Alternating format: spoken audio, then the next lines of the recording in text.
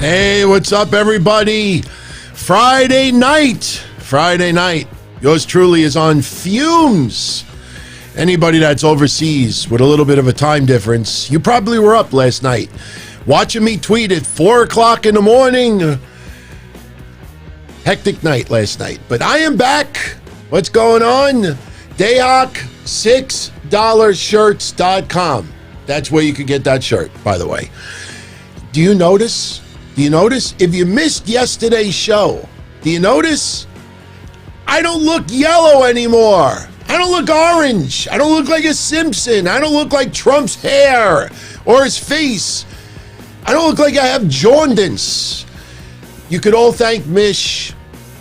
This is why, for how long have I been saying you need to know how to do your own shit? Because for a year, I just want to put this in perspective. This was a year ago. That was a year ago. Now, look, I didn't have the room set up yet. I remember people saying, "Del, is that a food freezer?" Yeah, it really was. What are you hiding, dead bodies in there? I don't know what's up in my face, but you can even see I look pink. I look like a newborn that just came out of somebody's thing. That was a year ago. I thought it improved a little bit. And then, I don't know, for some reason, orange became the new skin color for yours truly. And I still have to make settings. But I got too frustrated on Monday. And, I said to Mish privately, I'm like, Mish, I don't understand it. I got lights up here, lights down here, lights over here, lights over here. They're not orange. Why is everything orange? And he said, what's up with your white balance? I said, I have no idea. So he asks me what I use, which is a Sony a6100 camera. He says, you probably have the white balance on automatic. And what happens when I wear different shirts, different colors, different logos, the camera sees that and adjusts the white level. So that's why some days I look tan, some days I look orange, some days I look yellow. So finally yesterday, I changed the settings, and that is the result. Look at the difference. Look at that difference. Unbelievable. I finally look, well, I didn't look normal yesterday. You saw what I was wearing. I look like a cross of Saturday Night Fever, the Mafia, and Scarface. But, it's nice. See, I got to be careful how I say this. It's nice to look white. I don't mean that in a racial way, but instead of yellow and orange. Oh, my God. And I still have to tweak the colors a little bit more. But thank God. Go away. Go away. Go away. Am I stoked for the Royal Rumble? Am I amped? Am I pumped? Let's put it this way. I am that kind of looked wrong, right? I'm rolling the dice. I'm going to try something on Sunday I have never done before. A lot of you have been asking for it. I have watched other podcasters do it.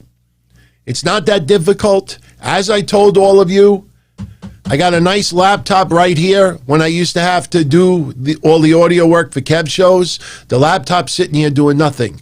It wants to be played with.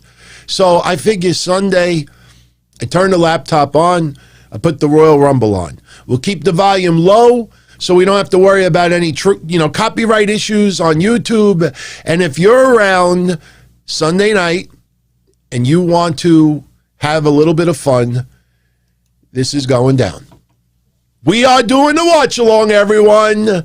We're going to do the watch-along, and what's cool about it is, you see that left side with all of the wrestlers, and look, Shaheen Nuclear Graphics does beautiful work, But I had to put the 2021 logo over there to cover up the Adam Cole's NXT Heavyweight Champion, because this is obviously 2020 graphics, and some of those wrestlers are not going to be in the Royal Rumble, but it looks fucking sweet, so I use it. But on Sunday, for a majority of the night, that left side of the screen that you see right now will be replaced with the chat room. So everybody's reactions, including yours truly, will be on the screen. We will do a live watch along now. Oh, yeah, and you see that 5-second over there in the left-hand corner? We will have a countdown clock. It'll be 9 seconds because when they start the 10 seconds countdown, and like I said yesterday, WWE is working on a soundboard to do the 10-second countdown every time a wrestler is about to come out. So obviously I'm not going to know the exact moment when they start going 10, 9. So the minute I hear 10, I got to race to my mouse and hit the button and we do the countdown from 9 to 0. So that's what we're going to do. Now, a couple other things. Is Mish going to be on? Yes and no. Mish is having company. Mish is going to come on. Mish does not want to use his camera. The other room that he's watching the Rumble from doesn't have the camera there, so I don't expect him to set everything up over again. Plus, there's going to be a lot of beer spilled. There's going to be a lot of pizza, and, you know, you drink a little bit too much beer, especially if the pay-per-view sucks, you might have some people incapacitated. So Mish is going to be joining me periodically, audio only. Now, another question. And I thank everybody. SoFly, I remember you said it yesterday, Mike and a few others. Thank you. Thank you for making it so easy to decide if we were going to do this. My biggest fear of always doing a watch-along for a pay-per-view is I don't want to sit in this chair for 4 hours doing a watch-along. And then because I always do the pay-per-view recaps 5 minutes after the pay-per-view ends, then I got to sit here for another hour and a half to 2 hours doing a recap. My ass is already partly numb, and I'm sitting here for 5 minutes. So I said, I don't know if I want to do both. And everybody gave such a logical answer yesterday. They said, DT, you're going to be doing a live reaction, a watch-along for 3 hours. Your comments during the live show is your recap, your feed. You're giving instant. When you do a pay-per-view recap, you're doing match by match. You're trying to remember highlights, lowlights, and you forget a couple little things because I don't take 20 pages of notes. So every little nook and cranny is going to be discussed on the watch-along, which means, and this is the best part about it, the pay-per-view ends 10:30, 11 o'clock at night. I'm done. All I got to do is put the shows online and I could go sleep early. So, no, there will not be a pay-per-view recap after the watch-along. The watch-along is basically both. Our live instant reactions to what we're seeing and our views of what's going down. And it's going to be pretty cool with some surprises because I already expect a lot of you in the chat room, big capital letters, logos, this and that. In fact, I might even launch the memberships tomorrow in case anybody wants to use like funny emojis and stuff like that. In fact, I might even, if I have some time tomorrow, make some custom Royal Rumble emojis so everybody could use it. We'll see. But you're all invited. Join me. We'll have a lot of fun. I don't think it's going to bomb. I mean, we always have some great convo. So how could it bomb? So that's going to go down. So 6:45 p.m., which is 15 minutes before the Royal Rumble. I know there's an hour pre-show. There's no reason for us to sit here and talk about the pre-show. If they have a match beforehand, I'll mention it during the pay-per-view. So, anyway, not a bad episode of SmackDown, even though they're following the same template for the last couple of weeks.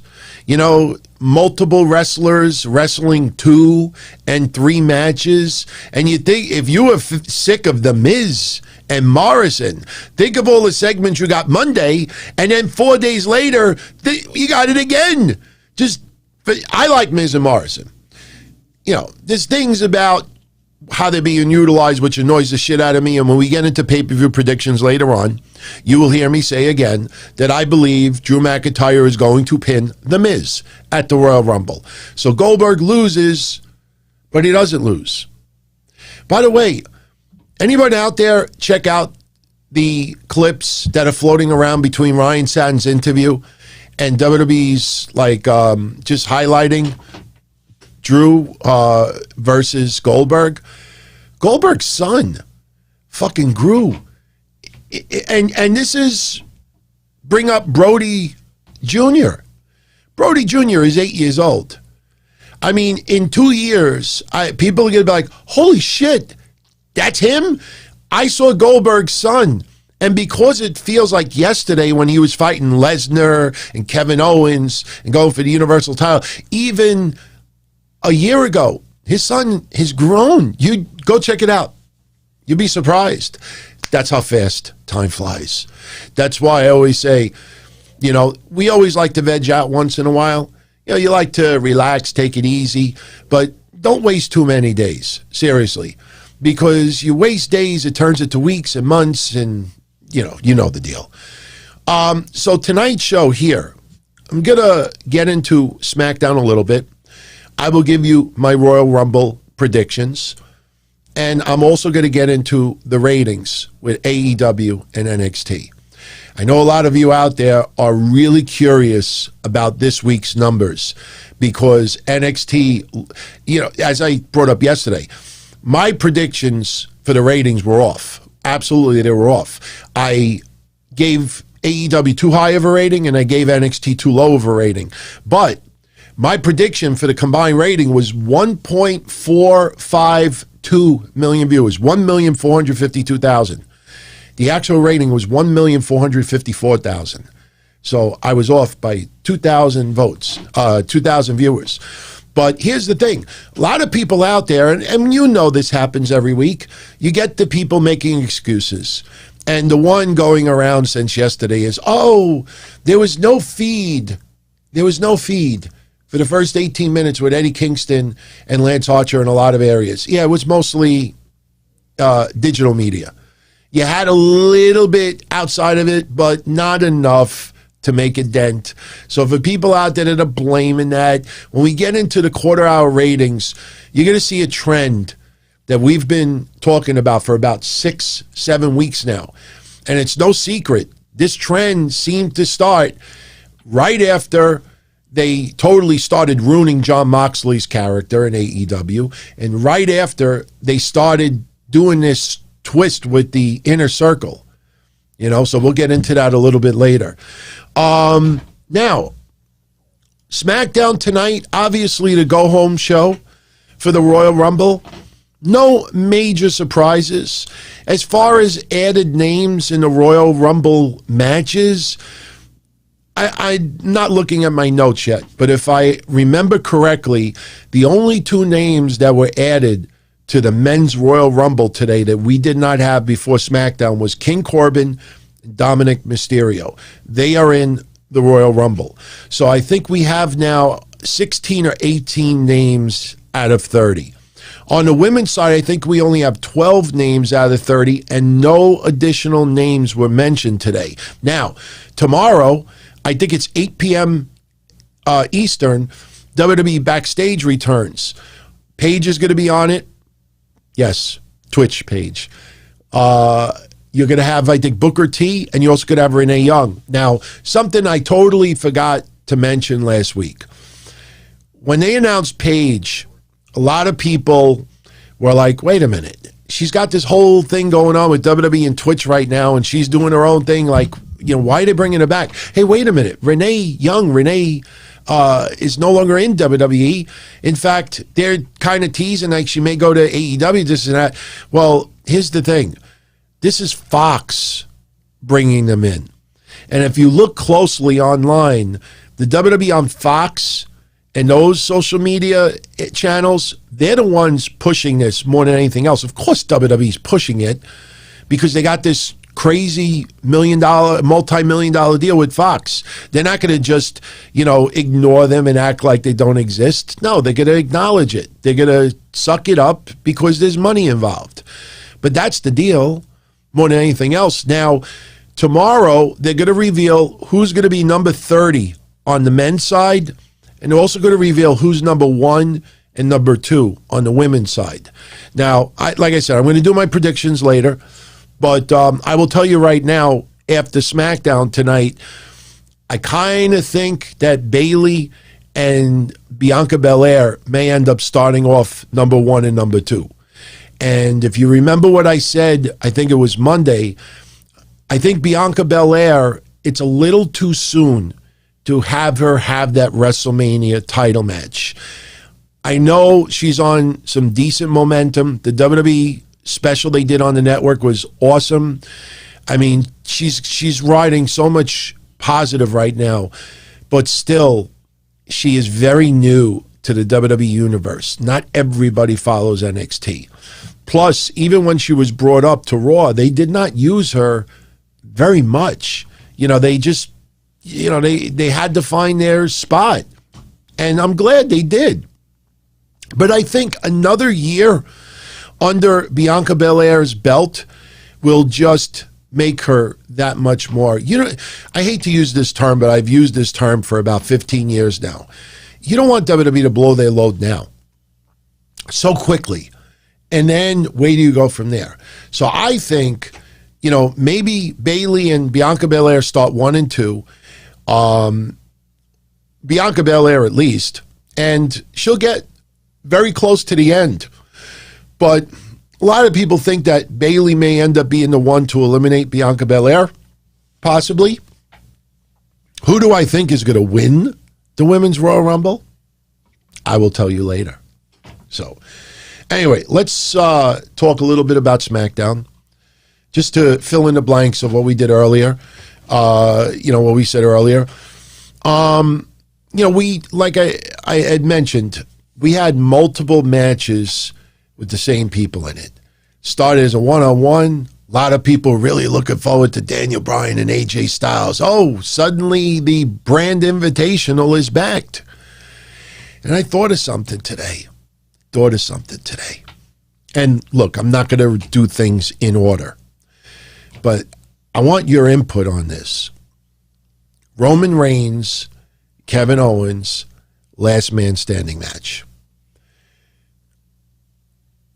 The feud has been spectacular. The only issue is we all know there is no chance whatsoever that Roman Reigns is losing this belt. We did not think it when he feuded with Jey Uso. We did not think it when he started feuding with Kevin Owens. Even when they teased maybe a feud with Daniel Bryan, no. There is just no chance he's losing this belt.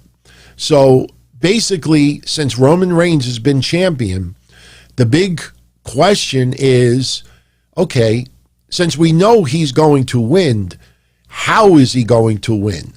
And yes, the outcome is predictable. And look, I've been a wrestling fan since '79. And trust me, most of the greatest storylines that we have ever witnessed involved matches that you really could not tell who was going to win. I mean, some of the greatest matches, it's a toss-up. The storyline is a toss-up. The match is a toss-up.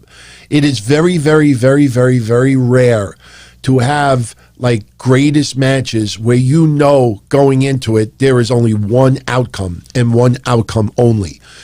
So I'm thinking to myself, when you think of the storyline and you think of Kevin Owens, by the way, I thought his promo today was awesome. Did you catch Roman Reigns?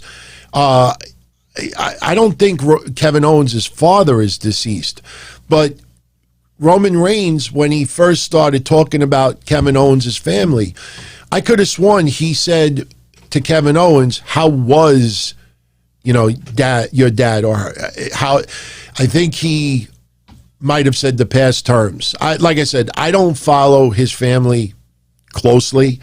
I don't think any of us should, unless, for any specific reason. But I don't know if Kevin Owens' father is deceased. Because Kevin Owens corrected Roman Reigns and said, is. But, Roman Reigns putting down Kevin Owens' family. And I tell you, I love that. Roman Reigns, how many of you have done this over the years? You're on the phone with someone and you're pushing that person's buttons and you're pissed off and you're telling that person off and that person's just getting angrier and angrier and angrier. And then that mother snaps and you just put that person over the edge, and before that person could say a freaking word to you, you hang up the phone. Ultimate. That is owning someone to the umpteenth degree. You do an instant message online. Somebody pissed you off, and you're just throwing darts and darts and darts and darts, and you're just getting that person angry and angry and angrier. And if it happens to be like a live chat and a whole bunch of people are witnessing it, and you could just picture on the other side of the computer the person's face getting redder and redder and redder, and then they just like burst like the Incredible Hulk. And right when they're like, you know what, you son of a bitch, I am gonna, you just close the chat conversation. That's what Roman Reigns did to Kevin Owens today, and honestly, I thought it was awesome. Kevin Owens killed it on the mic. I always say to you, some of the best promos is when you could bring in reality, real life. That's why Eddie Kingston always knocks it out of the park. That's why people made such a big deal about Heath Slater when he made that one appearance back in the WWE. That's why you see some of the promos being cut. When it involves reality and real life, you could go to a place that you can't go if someone is handing you a fucking script, unless you are an incredible actor. I mean, it's very hard to go there. And Kevin Owens goes there, and he kills it. He kills it. But I tell you, Roman Reigns just, you just see Kevin Owens is like, watch it, Roman Reigns. You better be careful. Watch it. He fucking cut his ass off. Loved it. I'm telling you, the art of the promo is hard to master. You're right, Ralph, man. Absolutely right. So I just saw this now, man. Jay Carlos, cheers for White Don Tony. It's not even white. It's just, I did not realize how yellow and orange I looked. I think I really did look like, Fat Simpson, like Chubby Simpson, Guido Simpson. I look like a Simpson character. And like I said, little by little, I'll be tweaking the colors a little bit further. But no Jey Uso tonight. Yeah. I wouldn't read into that, but let me get back to my original thought. Something is going to cause Kevin Owens to not get up. Anyone out there think of the possibility? Just Chris. What's up, Just Chris? Anyone think of the possibility that Adam Pearce causes Kevin Owens to win? Just thinking outside the box. They forced those seeds planted about that past relationship with Kevin Owens and Adam Pearce. I mean, if Jimmy Uso makes a return,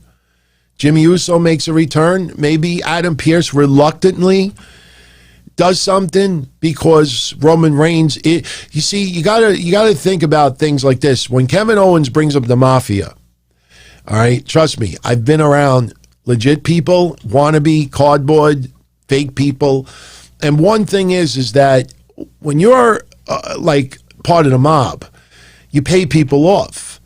And the thing is that Roman Reigns needs to pay somebody off, whether it's the referee or it's Adam Pearce.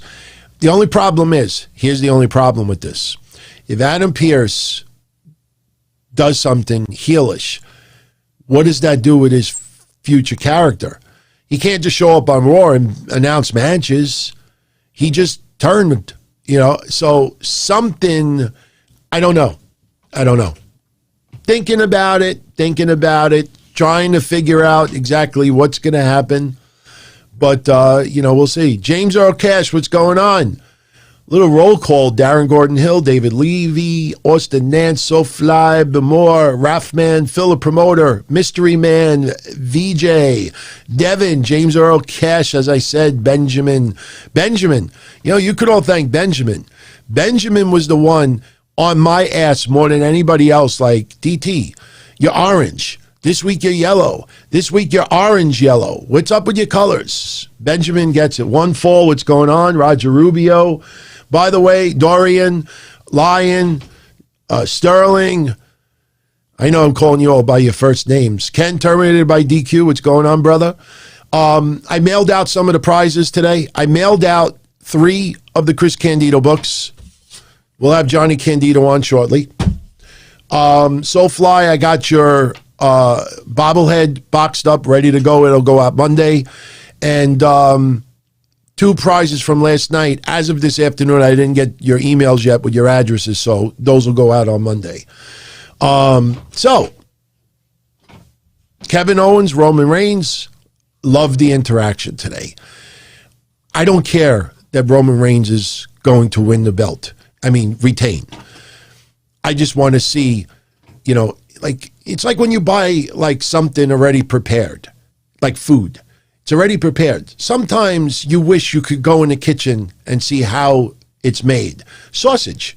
There's a phrase out there. You always want to see how the sausage is made. So I want to see how we get from point A to point B. I'm still going with my original prediction of who's going to win the Men's Royal Rumble. Remember last year, I'm sorry if anyone hates that I do this bragging-wise, 2 months. It was actually 8.5 weeks before the Royal Rumble last year. I came on the show and said that Drew McIntyre is going to win the Royal Rumble. A lot of people thought I was nuts. A lot of people were like, where do you get that? And I'm just a feeling. So for the last 3 months, I've been picking one person. I could say it now. Why not? Brock Lesnar. If Robert Roode could get his ass into the United States, because a lot of people are saying that he currently still lives in Canada and it took a while for him to get in. If he could end up in the United States, and some other people can as well for other promotions, Brock Lesnar could get into the United States. So I'm going to stick with that prediction. I think Brock Lesnar is going to win the Royal Rumble. I think this year we're going to have 2 rematches, 2 WrestleMania rematches. We'll see. We'll talk about it in a little bit. SmackDown opens up with Daniel Bryan. Daniel Bryan in the ring, dressed as Daniel Bryan dresses, not criticizing it. He likes flannel. He likes the plaid. He likes brown. Daniel Bryan's got a little style to himself. I have zero issue with it whatsoever. Devin, man. See, Devin, you don't have to do that, man. You don't have to super chat me just to ask for an email. I mean, I will buy a Starbucks, coffee with it. I'm kidding. In fact, you know what, Devin? I'll include a couple extra goodies worth more than that. But my email address is dontony now, this is hard, everybody. And if any of you ever want to email me, I don't bite. You can email me. dontony@dontony.com. I try to make it as easy as possible. That's why when we start taking calls, I don't remember the exact number, but it's 8-something Don Tony. I always try to make it as easy to remember as possible. And Austin Nance, thank you very much. I appreciate that. A lot of you already know my father had a stress test 2 days ago, had some complications. I didn't even know that they used smelling salts in that process. They laid him on the floor, gave him smelling salts. They finished the stress test, and he's got to get a couple of stents put in his heart. So this Tuesday, he gets a COVID test done, and this Thursday, he gets the stents put in. So I probably, and I can't go to the hospital, obviously, so I don't want anybody to be like, oh, what are you doing the show for if he's in the hospital? We're in COVID. I can't. But during the show, I might even get a phone call to tell me, we just don't know what time he's going to get it done yet. But I sincerely thank each and every one of you out there. Thank you. By the way, I'm going to wait till Monday. But there's a very special friend of the show who just lost his mother yesterday. And I'd rather talk about it with Mish on, and, we'll mention it Monday.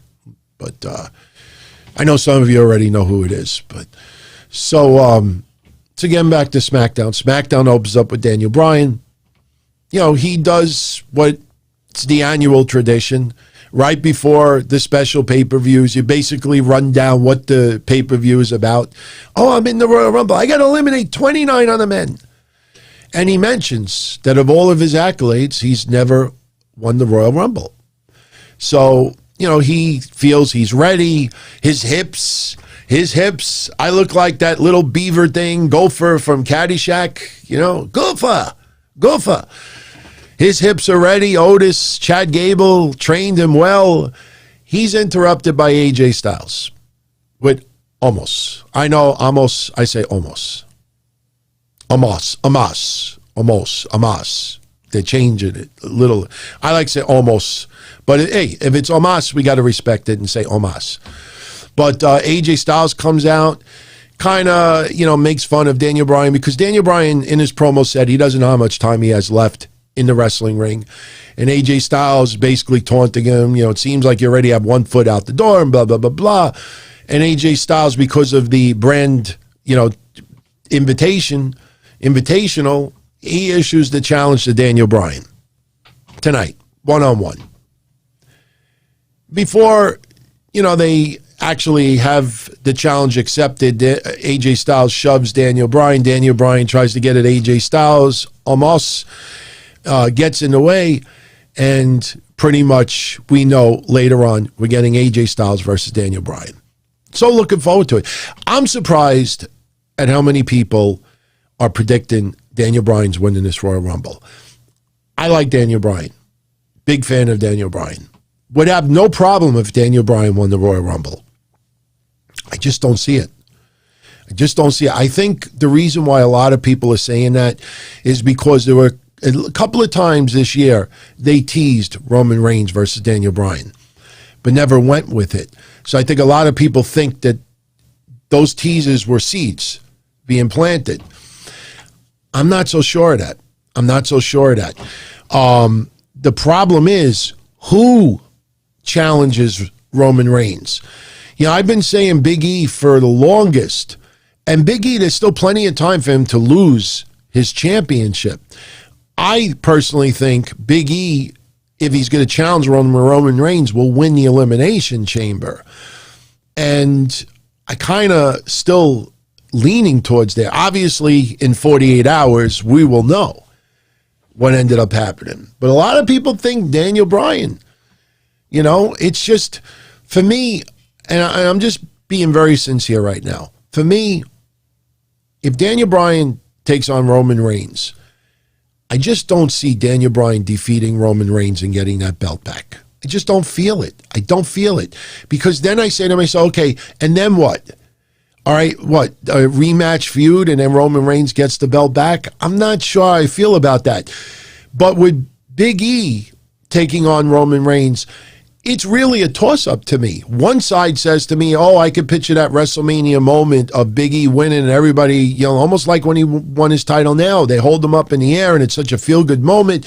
You have Xavier Woods come out and Kofi and everything else. It'd be very special. And then the other side of me says Roman Reigns should hold that title until the summertime. Roman Reigns needs to be champion when paying fans can return on a consistent basis. So I like feeling more of a toss-up in a match. That's why I kind of like Big E versus Roman Reigns a hell of a lot more than Daniel Bryan versus Roman Reigns. So next we have Bianca Belair versus Bayley. Bianca Belair beats Bayley. You know, a decent match. SmackDown standards, decent match.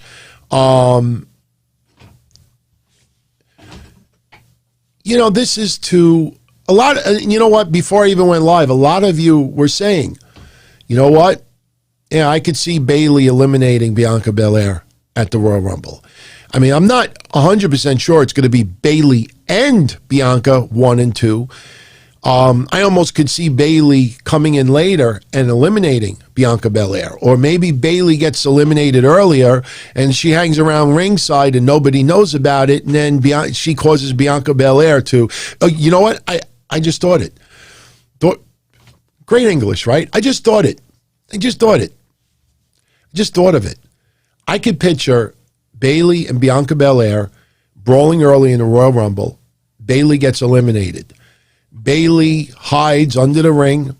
And then later in the match, when they're down to a very small number of people and Bianca's still in the match, somebody teases throwing Bianca over the top rope. Bianca is teetering on the top rope, and then Bayley comes, yanks her by the hair, causes Bianca to go over. Bayley is hidden under the ring. Nobody sees it. Bianca Belair is eliminated. That's how I feel right now. I do not, for a while I thought Bianca Belair, I'd like to see her win the Rumble. Now I say no. Give it another year. No rush. No rush. No rush. But after their match is over, which was a lot of fun, Bianca's cutting a promo, very emotional, talking about, where she came from and where she's at now. They mentioned the network special. In fact, some love being spilled tonight between Bayley and Bianca and vice versa. Bayley in her promo was talking about, Bianca, and she admires her and she's sort of special and this and that. And then later on, Bianca is talking about Bayley, longest reigning Grand Slam champion. They mentioned that also. So you got, the usual, you're supposed to be bitter enemies, but I got to give you some compliments in the process. That's a formula WWE does 95% of the time. Sam, I actually thought about Lana winning it. I think it would really backfire big time. And I understand why some people are saying that, the relationship between Asuka and Lana, but I don't see that. And Prince Albert's, I'm with you. I'll say who I think's going to win the Women's Rumble later on. But so Bianca's talking about this is the greatest match in her career so far, and the only thing that could top it off is if she wins the Royal Rumble. Bayley's in the ring with a puss on her face, kind of mocking Bianca Belair, but decent match, not bad at all. King Corbin versus Dominik. This is filler. Corbin's henchmen, once again, nowhere around ringside. I don't know why WWE dropped that so quickly. I don't know. Maybe because they're not in the Royal Rumble and maybe they wanted to, justify, or maybe they wanted the match to take place and it be focused only on those two guys and no one else. I have no idea. But once again, Dominik loses to King Corbin. And, Dominik comes out, attacks Corbin from behind. They have a quick match, but Corbin hits the end of days. And what happened to Rey Mysterio's, ultimatum for Dominik a couple of weeks ago? If you don't win, then we're going to do it my way. Was today your way, Rey? Was today your way? Attack from behind and still lose? Consistency, please. Sam, did I see what Dom did at the end of the match? Yes. I think, the problem is, Sam, is Rey Mysterio doing what he's doing after the match is over is all nice and everything, but the match is already over. I mean, if you remember the storyline, if you don't win, then we do it my way. So what's your way? Wait until your son loses and then, get involved and attack Corbin? I don't know. I'm not feeling it, man. And listen, you'd be surprised a couple of weeks ago how many people were reporting that Rey Mysterio was heavily being considered to win the Royal Rumble.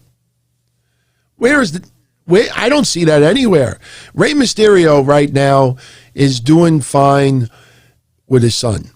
But they need to simplify that storyline a little bit because, you look at it week after week, there's a lot of holes in it.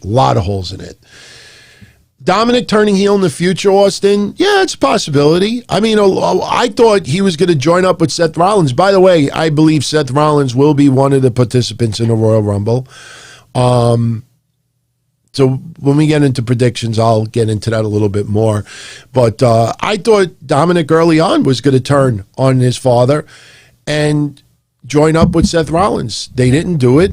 You know, I'm fine with it. Dominik has been doing a damn good job in the ring.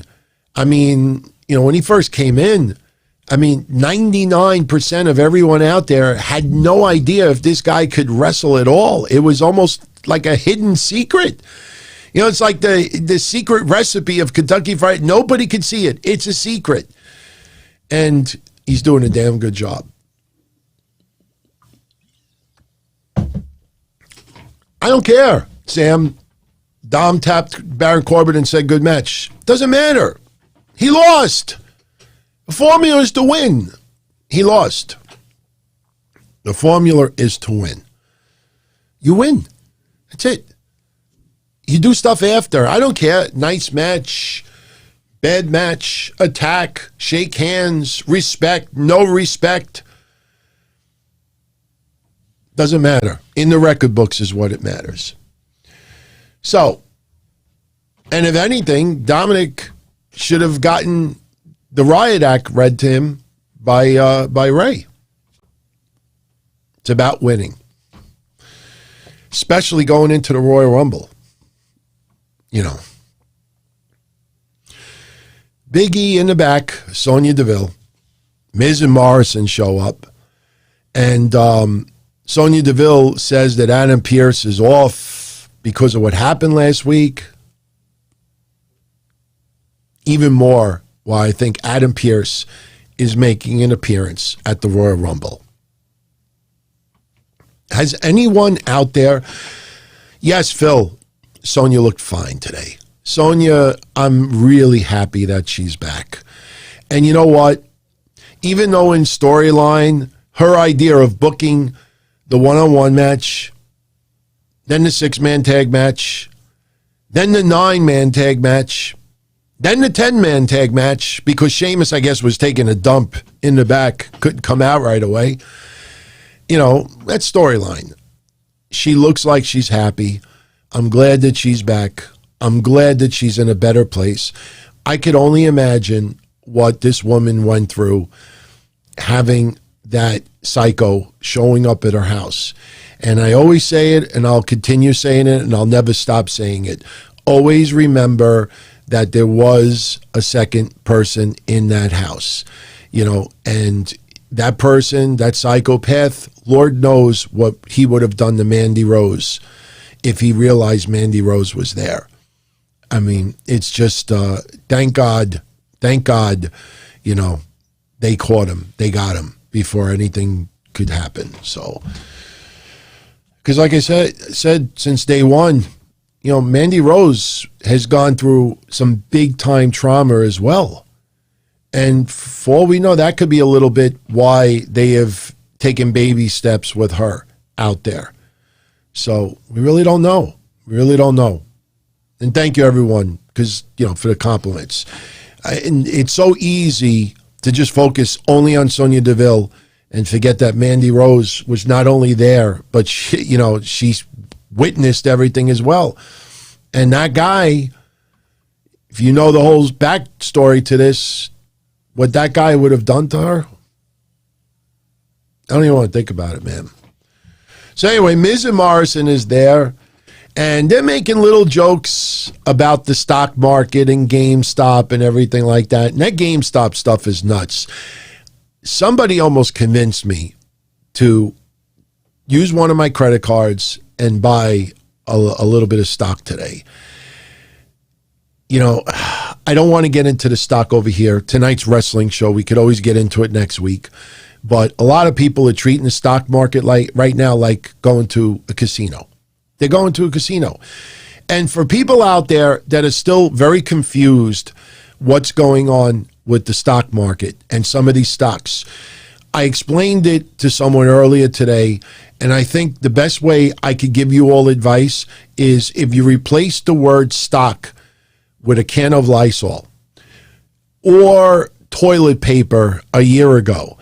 If you just replace stock with one of those things, because Amazon right now, cans of Lysol still average $12 to $15 a can. If you replace stock with a can of Lysol, you think about the pandemic, you'll understand completely what's going on. People just trying to buy at a price. The more people buy, the more it's in demand, the more it jacks up the price.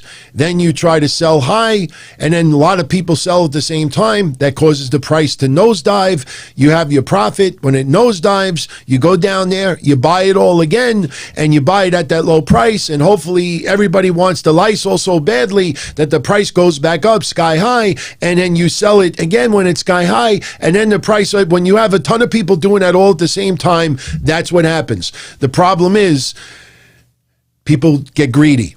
And when you get greedy, it's like being at the blackjack table and letting it ride. You win $2, I let it ride. I won $4, you let it ride. I won $8, I let it ride. I won $16, you let it ride. And you keep doing that, and now you're up to $500. It's like a bad episode of Fresh Prince of Bel-Air with Goofy, the guy that danced.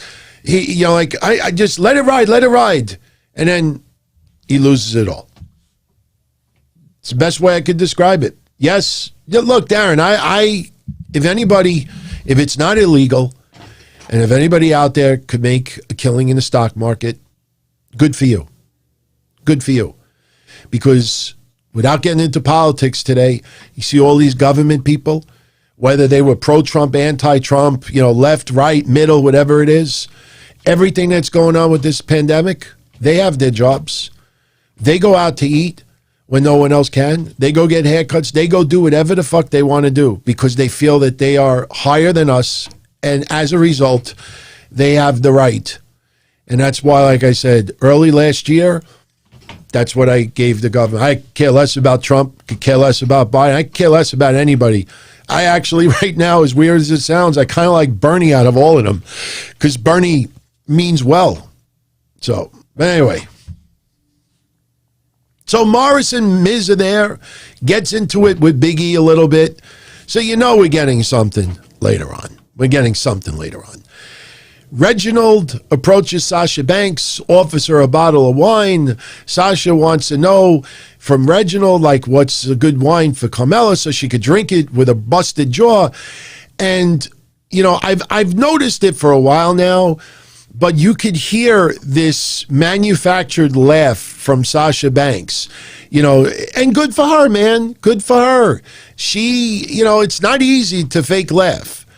I mean, it's hard for me now because I'm on video, but I mean, over the 25 years of doing shows, I'm not going to lie, there's been hundreds of times that, just have a conversation.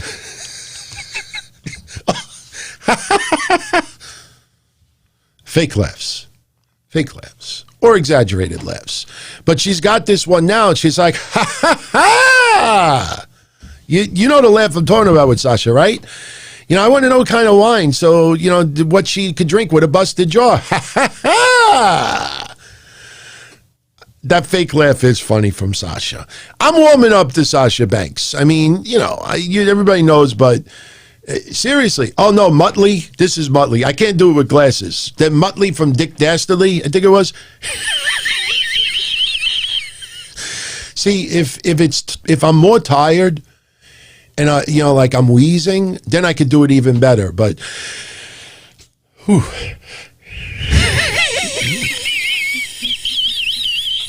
It's the last part. Something tells me that cartoon hired someone with emphysema. We need someone with really bad, fucked up lungs to do that laugh. That last little bit. So anyway. So we know we're getting something later with Big E and Miz and Morrison and other shit. We have that little confrontation with Sasha Banks and Reginald. We already talked about Kevin Owens and Roman Reigns. Now we get the main events. AJ Styles versus Daniel Bryan. Cesaro comes out on commentary. Now, I know Cesaro was talking to AJ earlier, seed planted. Cesaro's on commentary, and then Sami Zayn comes out earlier in the night. Sami Zayn talks to Nakamura. Look, your best days were when you were with me, and I helped you here. Could you help me out? Nakamura says, go to hell, setting up more seeds planted. So Sami Zayn comes out, and we get a little bit of, bullshit outside the ring.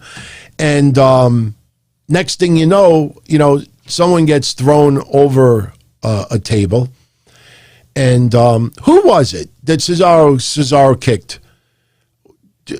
Chat room, who did Cesaro kick? Because it was kind of goofy. Was it Sami Zayn? I don't think it was Sami Zayn.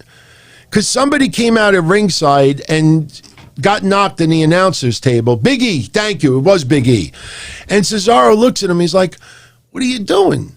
What's your problem? I was on commentary. And next thing you know, Cesaro lifts that son of a bitch leg as high as he possibly could and wails Big E in the face.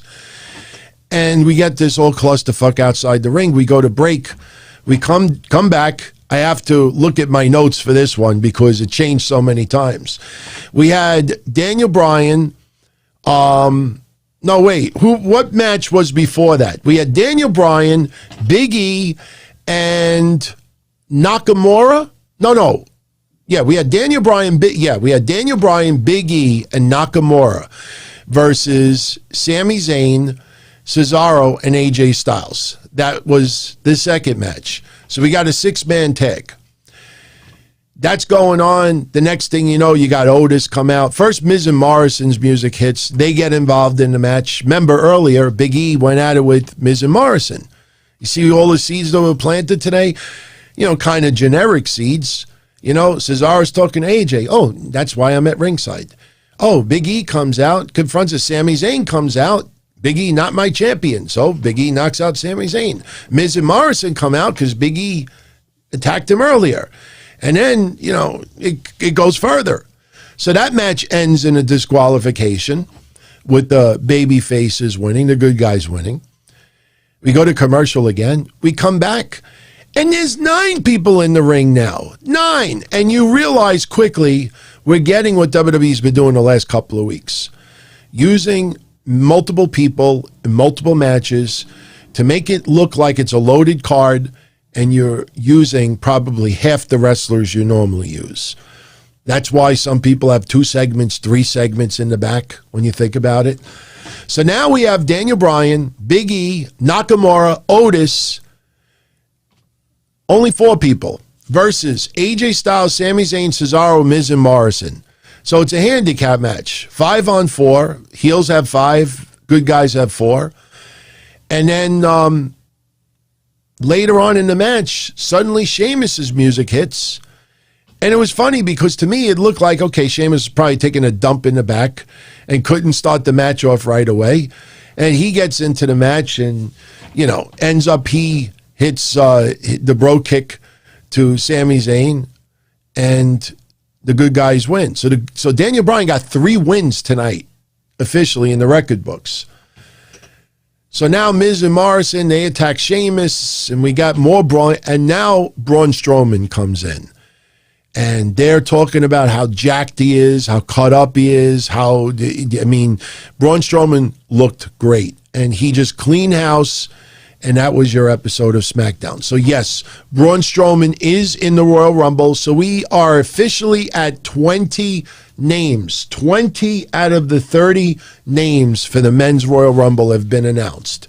So just so you know the names that are officially announced right now, the 20 names are Daniel Bryan, AJ Styles, Bobby Lashley, Randy Orton, Miz, Morrison, Otis, Jey Uso, Cesaro, Jeff Hardy, Sami Zayn, Dolph Ziggler, Nakamura, Big E, Mustafa Ali, Sheamus, Dominik Mysterio, Baron Corbin, King Corbin, Braun Strowman, and Edge. Those are your names. So there are 10 names that are not announced. I think we may get a couple of NXT names in the Rumble, and not just names of people making the jump to the main roster. Even though they said that NXT was not going to be taking part in the Royal Rumble this year, I think even on the women's side, I think you're going to get a couple of names that will appear and perform in the Royal Rumble. Look, Bianca Belair last year was in the Rumble. Casey Catanzaro was in the Rumble. Remember the contest last week? So, I think we will see a couple of names. I think we're going to get a good share of legends to be in the match. I feel Booker T has to be in the men's Royal Rumble match. You have Bad Bunny performing, and you're just going to perform. I mean, and Booker T's going to be there, and what are you going to do? Booker T's going to lip sync every time? Can you dick it, sucker? Like, no, I think there's more than that. I think Booker T will be in the Royal Rumble. I don't know about Velveteen Dream, David Levy. I think Damian Priest has got to be in the Royal Rumble. I personally think maybe Cameron Grimes will end up in the Royal Rumble because he has pretty much just flat out disappeared. And WWE had a lot of stock in Cameron Grimes. Now, if you follow Wednesday Night Dynamite every week, you know my rants on WWE not using certain people on TV to just destroying the ratings. And if you notice 2 weeks ago, when I had made that infamous joke about will Ever Rise, there's been some of those names that have been just dreadful in the ratings they have not used. And they have focused on other names and given some other opportunities. And when I get into the numbers this week, it's going to be a little bit surprising of what you're going to hear. So I think Damian Priest in the Royal Rumble. I think Booker T in the Royal Rumble. I think Brock Lesnar should be in the Royal Rumble. I think The Fiend will be in the Royal Rumble. So right there, we're already at 25 names. As far as additional legends, it's very possible. Very possible. I don't think Karrion Kross is in the Royal Rumble. I think focus on NXT, man. His goal is that title and should stay focused on that. Now, I ask for the chat right now. You have my undivided attention. Who do you think, honestly, that you think is going to be in the men's Royal Rumble right now? Don't do women yet. We'll get to the women in a second because we're doing predictions right now in case you haven't noticed. We're going to do, there you go. There's the Royal. I like the cartoon graphics. I like it. But yeah, so we're kind of doing some Royal Rumble predictions right now. So not who you want in the Royal Rumble. Who do you think will be in the Royal Rumble? I do not think Adam Cole's going to be in the Rumble. Great Khali, I don't want to see that. Carlito, I would like to see. I'd like to see Carlito, but I personally don't know. Pat McAfee, I don't think would be in the Royal Rumble, although that's not a bad choice. Honky Tonk Man, I don't think so. Big Show, you know what? Big Show is a great one. I'd like to see Big Show go in there again. What I don't want to see is I don't want to see him enter with a big smile on his face, get eliminated, and he still has the big smile on his face, and he goes in the back. No. John Cena, yes. John Cena, I believe, will be in the Royal Rumble. I think John Cena, the big question is, who does John Cena face at WrestleMania? Who does he face? I want to see Edge versus AJ Styles at WrestleMania. That's what I tweeted. I don't want to see Edge versus Drew McIntyre. You're going to go from Drew McIntyre facing a legend who wrestles once or twice a year to another legend that only wrestles once or twice a year. I don't want to see that. The Fiend in a rematch, I don't know if I really want to see that, to be honest with you. Samoa Joe, excellent one, Kevon Lewis. I'd love to see Samoa Joe in the Royal Rumble again. And I'd love to see it where Samoa Joe is doing commentary and he's got do I have headsets around? Yeah. I got pants on, everyone, before you say it. I want to see Samoa Joe have the headphones on like this. And then they go 5, 4, 3, 2, 1, and then you hear Samoa Joe's music. Excuse me, fellas. Put the headset down, enter the ring. The only thing that sucks about that is you get eliminated quickly. He comes back, puts the headphones back on. Work with me, headphones. There you go. Puts the headphones back on. Shit. What the hell, man? Oh, there we go. All right. Puts the headphones back on. They're not working. Fuck it. Who else? Jerry the King Lawler, I do not want to see. Seth Rollins, we said earlier, will be in the Rumble. So when you think about it, we're already at like 26 names. You add up the names that we just said, we're already at 26, maybe even 27. Darren Gordon-Hill wants to let everyone know that he's pantless right now. I got pants on. I promise you I have pants on. Bronny says that would be cool. What's wrestling? That's what Wrestling Days would like happen. Oh, I love the idea, man. Great minds think alike. And a lot of you came up with that idea as well. I'm not claiming to be the only one. But, that's a decent number of people already. I think we will get at least 3 names from NXT. Hall of Famers, it's rough, man. I mean, you're not going to get Hogan. You're not going to get Flair, obviously. There's no way they would do that. I don't think we'll see Santino either. But my pick, I'm going to stick with it. I think if WWE wanted Brock Lesnar, put it this way, WWE did not wait until 2-3 weeks before the Royal Rumble to decide they want Brock Lesnar to win it.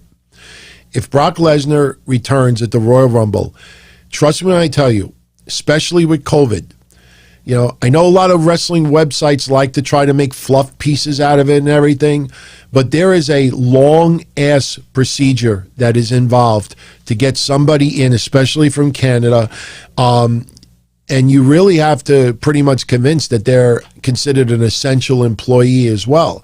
And Canada's rules are not the United States rules. So if they were planning on Brock Lesnar to come back in the Royal Rumble, even if Brock Lesnar loses in the Royal Rumble, even if he gets eliminated, if Brock Lesnar were to return, trust me when I tell you, this has been worked on with the Canadian government for months and months and months. And they probably had this all settled and resolved months ago. And it was just a matter of waiting and getting tested. And who knows? Maybe Brock Lesnar's been vaccinated already, for all we know. I don't know. But I am going to stick with my... Okay, Devin is asking me, would I really want another Brock run? I'm being honest with you, man. Oh, we got to do this every week. For like the 3rd week in a row, my mood as far as Monday, Wednesday, and Friday's wrestling has not changed. That is how I felt this week about pro wrestling. Wednesday was my favorite night of the week. Tonight was fun, but, it was a couple of things that were just very predictable, which, I would have loved to have seen the AJ Daniel Bryan match go a lot longer. And Raw was just...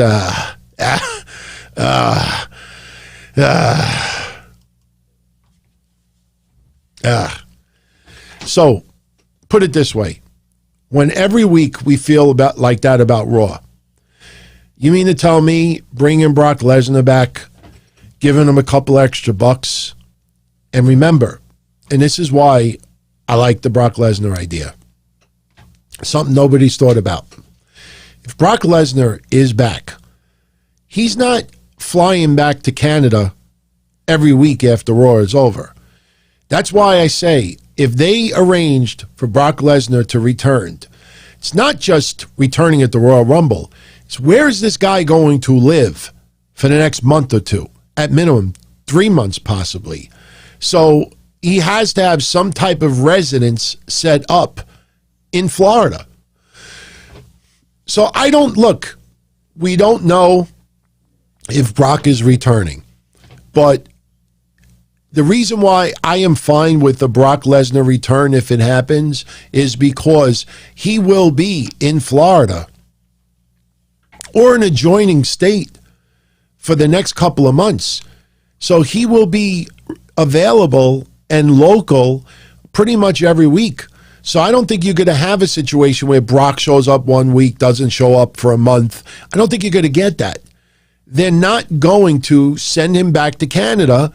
And it's just, no, it's not going to happen. So, and yes, Lion brings up a good point. Sable is from Florida, Jacksonville area. So she may have family there. So I'm going to stick with my prediction with Brock Lesnar returning, winning the Royal Rumble, and we get the WrestleMania rematch. The difference is Drew McIntyre is the champion. Brock Lesnar is not. So now, since we're talking about the men's side, Drew McIntyre versus Goldberg. The match is going to be, I think, longer than we expect. I believe Miz is going to cash in his briefcase. Personally, how I feel about it is they had Miz cash in the briefcase the last pay-per-view. Somebody after thought of this brilliant idea that, hey, you know, we should have had him cash in at the Royal Rumble. This way, Goldberg doesn't have to get pinned. Oh, so how do we give the briefcase back to Miz? Oh, I got it. You know, Adam Pearce will be convinced that Morrison handed the briefcase in, even though Miz wrestled the fucking match. And they do it. And it was, as much as I'm a fan of Miz and Morrison, it was pathetic. It was just dumb on TV. So Brony's phone is getting low, so he might get cut off. So, where am I, French? Enjoy the weekend, my friend, if you get cut off. Hopefully I'll see you Sunday. But, so, you know, I just feel like, you know, I don't know. I just, how Miz got the briefcase back was just stupid. Absolutely stupid. And it just felt like somebody changed their mind. Somebody changed their mind. So because Miz still has the briefcase and because they are forcing Miz in this storyline and Morrison got attacked got receipts by Goldberg, and I think Miz is going to cash in. Maybe Morrison cashes in the briefcase again. And Miz will get Claymored. He might even get speared and Claymored. Or, you know, maybe Miz gets speared and Drew Claymores Goldberg. And before Goldberg could get up, Drew pins Miz. Drew retains without pinning Goldberg. And we'll probably have something on Raw where Miz will go to Adam Pearce and say, look, I didn't cash it in. Morrison did. And Adam Pearce is going to say, too bad.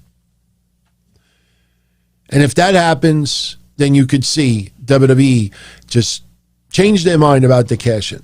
So I say Drew McIntyre retains. Asuka and Charlotte defending the women's tag team titles against Nia Jax and Shayna Baszler. I don't know how I feel about this because they've been doing this shit with Lacey Evans and Charlotte. Will Lacey Evans get involved? If Nia and Shayna win the belts again, who are they going to feud with? Dana Brooke and Mandy Rose? I mean, come on. It just feels like a huge step backward leading into WrestleMania. So it feels like Asuka is either going to be taking on Charlotte at Mania, or Asuka loses the belt to Charlotte and Charlotte faces my Royal Rumble winner pick, which I will reveal in a few moments. But then where does this leave Asuka? Is Asuka going to continue a feud with Alexa Bliss? Does Asuka bring back her ulterior, that character that everybody's wanted to see her do? I don't know. I just don't know. Where does this go with Asuka unless you do a three-way at Mania? So I personally think, look, we still have couple of months before WrestleMania. I think it's a little too early to have Charlotte and Asuka lose the belts now. I think it's a little too early. So I'm going to say that Asuka and Charlotte will retain, and then maybe the storyline gets a little bit further. Maybe something happens where Charlotte and Asuka are not on the same page, and then they ultimately lose the tag titles, and then maybe Charlotte turns on Asuka, and maybe something happens there. I don't know. But I just think it's a little too soon. And I don't know, as much as I like the team of Shayna Baszler and Nia Jax, I don't know who would they feud with. Now remember, they're allowed to be on both brands. But even when I look at the SmackDown side, I don't know who they feud with. I personally think we may see Nia Jax versus Shayna Baszler at WrestleMania. So I don't know. Right now, I say they retain. Women's side, we have Sasha Banks versus Carmella for the SmackDown Women's Championship. That's their match, right? Sasha and Carmella have a match at Royal. Did I say WrestleMania? Royal Rumble, right? They have a match. So there's no way I see Carmella winning this match. Sasha Banks, is going to feud with somebody. And I personally think my pick for the winner of the Women's Royal Rumble, I could see this person coming out on both brands and acting like they didn't know which person they want to challenge. So this person winning the Royal Rumble, I could see them teasing it versus Sasha, and I could see them teasing it versus possibly Asuka or Charlotte. So, here's the thing. Asuka is going to be women's champion going into Raw. She has no title defense for a singles title. So whoever wins the Women's Royal Rumble, there's a good chance that person is going to show up on Raw and tease challenging for the Women's Championship. If they're not planning to have Asuka be the women's champion going into WrestleMania, it's going to look pretty goofy to have the winner of the Royal Rumble tease Asuka on Monday and just have Asuka lose the belt a couple of weeks from now. Usually the person who challenges the person ends up having that particular match. They don't usually change championships. Obviously COVID, they had to do that, with Braun Strowman and Goldberg. But, I don't see them losing. I see Nia and Shayna losing. So I don't see Asuka and Charlotte losing at the pay-per-view. And I don't see Sasha Banks losing to Carmella. This will be near the end of the feud, and then Sasha Banks will focus on someone else. The thing is, if Sasha Banks is not going to ultimately take on the winner of the Women's Royal Rumble, who will? Sasha Banks versus Bianca Belair? Possibly. I could see that happening. That would be like a semi-main event match.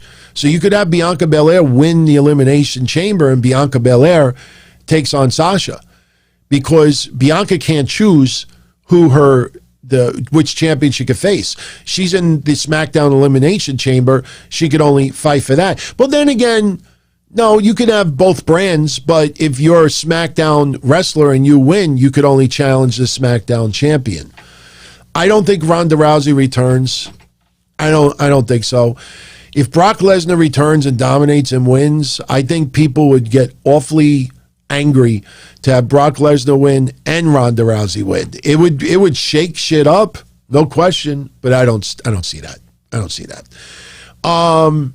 So with that said, we only have 2 matches left. Roman Reigns is definitely going to beat Kevin Owens. The only question is how. Will Adam Pearce be forced to turn on Kevin Owens? Will Jimmy Uso return? Somebody is going to cause Kevin Owens the win. And like I said, as much as I have these brainstorms and ideas, a la Adam Pearce reluctantly causing the match, or maybe something happens, Adam Pearce is out there and he's forced to call it because it is last man standing. So something corny can happen to Kevin Owens, and Adam Cole doesn't want to call the match but may be forced to. Like I said, I'd love to see the curveball of Adam Pearce causing Kevin Owens the match. The only thing is, Adam Pearce, it's going to be hard for him to continue being his position of power if he's a corrupted official. Then you put an awful lot of weight on Sonya Deville being the main person. So I just, it's kind of iffy, but one thing we know for certain, Roman Reigns will retain the title going into WrestleMania. So now the Women's Royal Rumble match. We have Of the 30 women announced, we only have 12. Of the 30 women in the match, we only have 12 announced. The women announced is Nia Jax, Charlotte Flair, and who knows, Charlotte Flair could win the Royal Rumble and challenge Sasha. That's a possibility. Bianca Belair, Bayley, Mandy Rose, Peyton Royce, Dana Brooke, Alexa Bliss, Liv Morgan, Ruby Riott, Shayna Baszler, and Tamina. Now,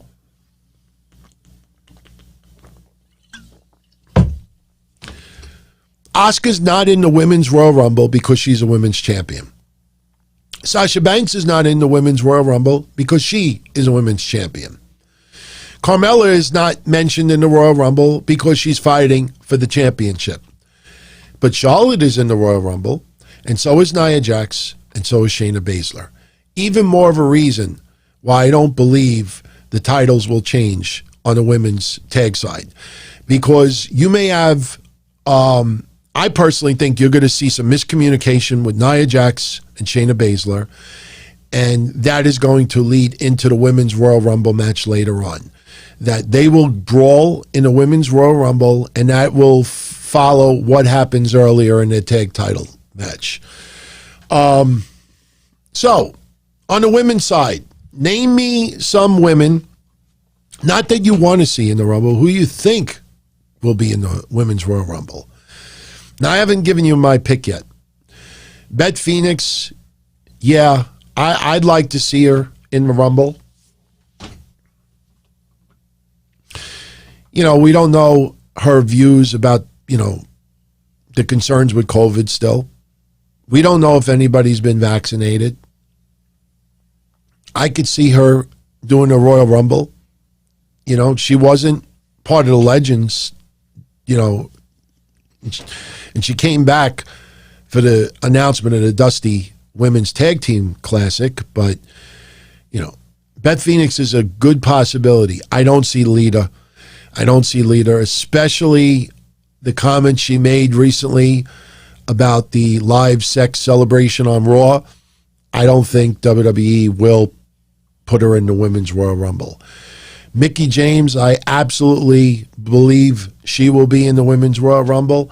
Molly Holly is a great pick. Molly Holly still looks good. She can still go a little bit. She's young. A lot of people like Molly Holly. You feel like WWE could have used her a little bit more over the last bunch of years and haven't. So, yeah, Molly Holly, I could see that absolutely.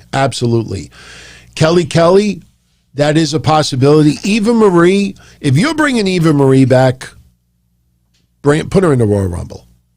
Maybe you even have her come out there with Angel Garza. You do kind of a switch. Instead of Angel Garza introducing Eva Marie to everybody, Eva Marie comes out for the Women's Royal Rumble, and Angel Garza is by her side with the Rose, and they do it that way. So I could see that. I have no problem with that.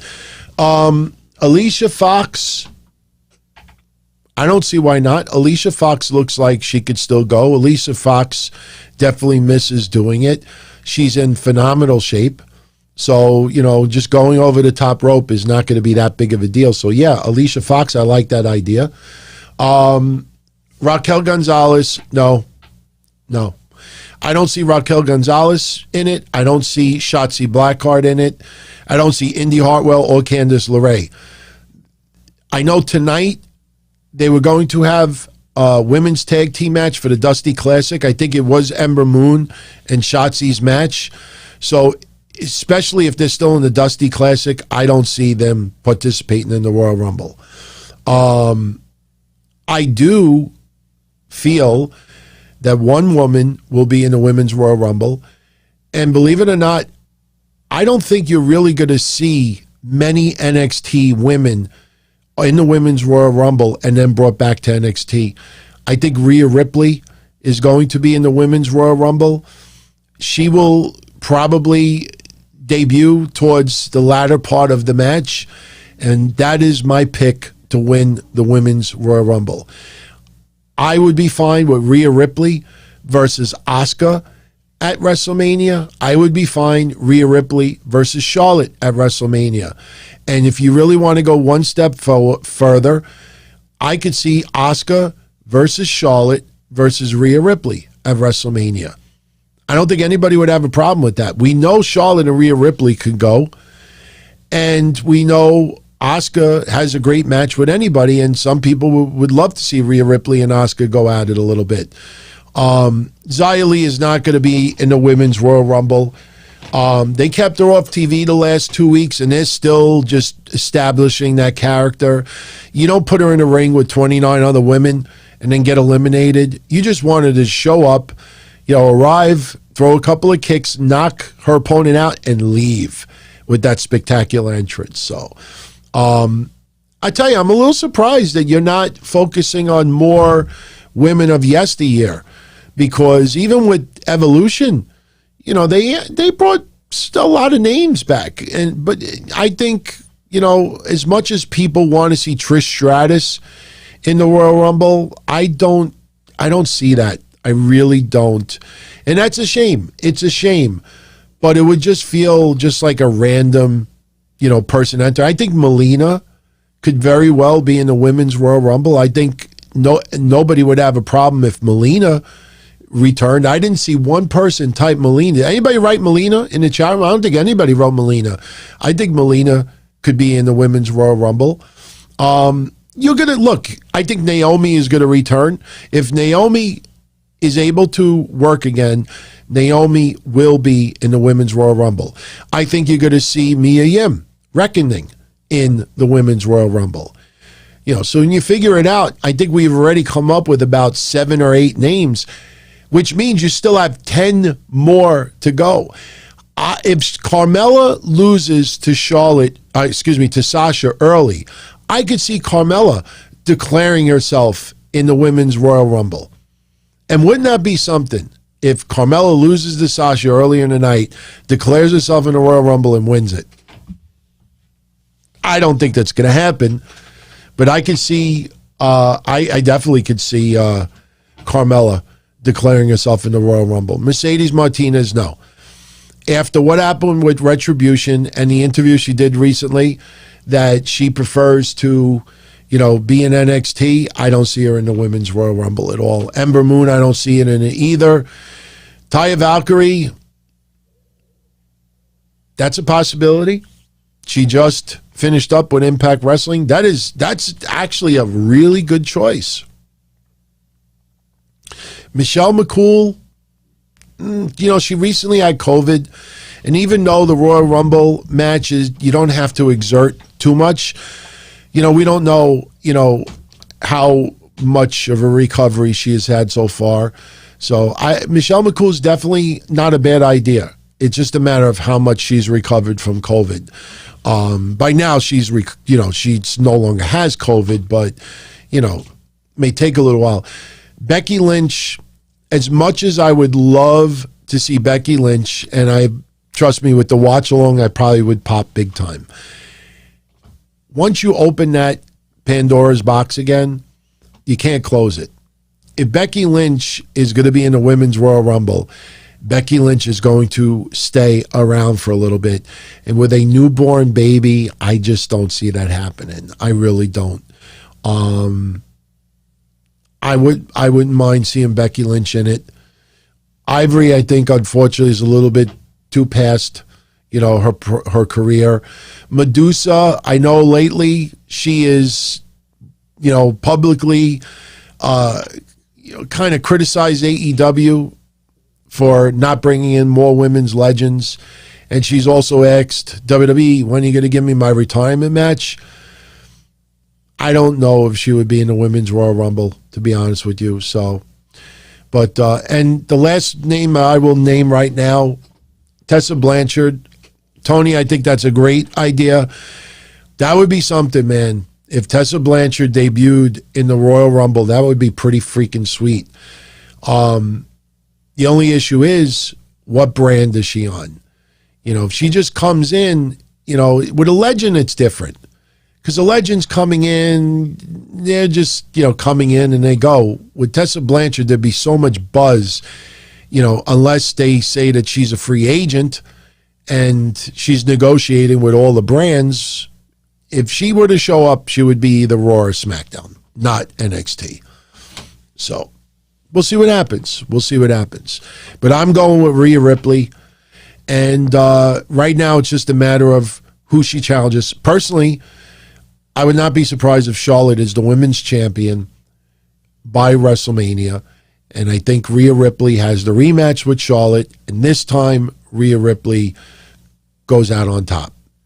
Those are the two WrestleMania rematches I think we may see. Charlotte versus Rhea Ripley, Brock Lesnar versus Drew McIntyre. So we'll see what happens. We'll see what happens. So those are your matches for the Royal Rumble.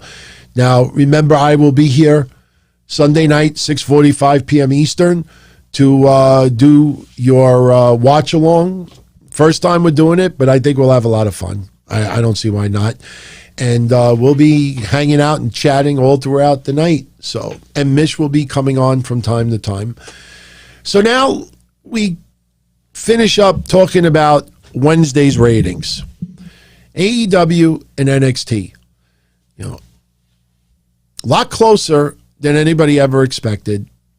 A lot of people tried to blame it on that 18-minute blackout, which was mostly streaming, services, which is not Nielsen boxes. But still, it caused a lot of people to change the channel.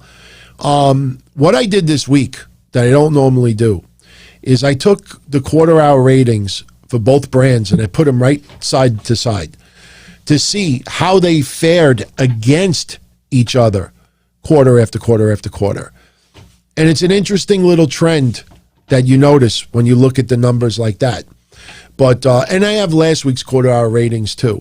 Those I will just fly through, but they're good to know because you will see the continued trends of what we have been saying. Inner Circle's numbers have not been that impressive. The storyline with Moxley and Kenny Omega has been fizzling as far as numbers go. And the Young Bucks, surprisingly, the numbers are trending substantially downward, with this storyline teasing. You would think with all this buzz about Bullet Club stuff that you would see numbers popping for those quarters. You're seeing the opposite. On the NXT side, I will sum it up with this. A lot of people are happy to see MSK in NXT. And MSK is a very interesting dynamic right now as far as fans. They actually popped a really nice number this week. Last week, when they made their debut the week before, I told everyone, nobody knew that they were going to be appearing. So you can't base that quarter hour because a lot of people didn't know. Nobody really knew. This week, when they advertised their match, everybody knew they were going to be on. And the numbers reflected that. But the big thing about NXT, the number one trend, women's matches. Raquel Gonzalez, Rhea Ripley obviously going to the main roster, Io Shirai. A lot of the women in NXT are popping some of the best consistent numbers. I would love for WWE to have a special on Wednesday night that was only women's wrestling in NXT. I would love to see it. Now, a year ago, I said that WWE is afraid to have an all-women's show on television, even for one special night, because if the rating bombs, that kind of sends the wrong message that fans are not into women's wrestling on NXT as much as people think that they are. But there's enough stats in now to show that when it comes to Wednesdays, fans really do drift consistently to the women's matches. I'm telling you, anybody that follows my show on a weekly basis, and I get into the numbers, you see the women, for more than not, have some pretty solid. Not every woman, obviously. Some women on NXT don't pop numbers. Not everybody does, but there are a group of people that do. So let's get into it. So we'll get into AEW first. We'll get into NXT second, and I will read you side by side how they faced each other in the quarter hours. And it's very interesting what you're going to hear. I promise you. AEW Hour 1. Now we're doing this week. Then we'll wrap up with last week. Just so you know how last week did. AEW Hour 1, 754,000. Hour 2, 714,000 for a composite of 734. That Hour 2 is not very good for AEW standards. So anyway, Eddie Kingston versus Lance Archer did 760,000 viewers. Now, let me jump one step ahead for a minute. For people out there that are going to say, well, you know what?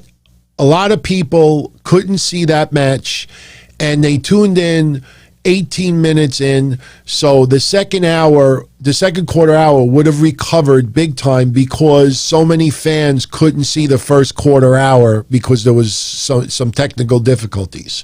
Well, let me just put holes in that idea right now. AEW's first quarter hour did 760,000 viewers. The second quarter, which was the Sting Darby Allin segment in the condemned warehouse where everybody thought, we were supposed to believe that they were tough breaking windows on a condemned warehouse. Like I said, that's like me tearing up a piece of paper that I was throwing in the garbage. That segment, and then Chris Jericho and MJF versus Brian Pillman Jr. and Griff Garrison. That second quarter hour, after the technical difficulty, went down another 29,000.